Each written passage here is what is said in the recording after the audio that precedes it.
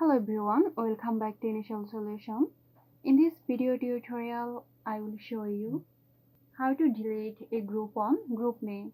So let's get started the video.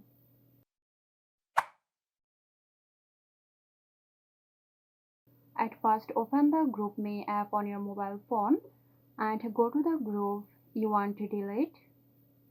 Once you are on the group, click on the name of the group and scroll down a bit. Select Settings.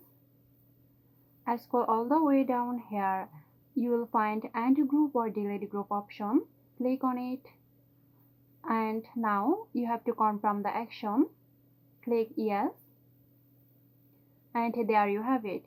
Your group is now deleted. I hope this video helped you out. Stay tuned for more helpful tutorials here at Initial Solution. This video is sponsored by Girosoft. Girosoft offers graphic design, UI UX design, digital marketing and web development. Elevate your brand with Girosoft today. For more details, check the description box.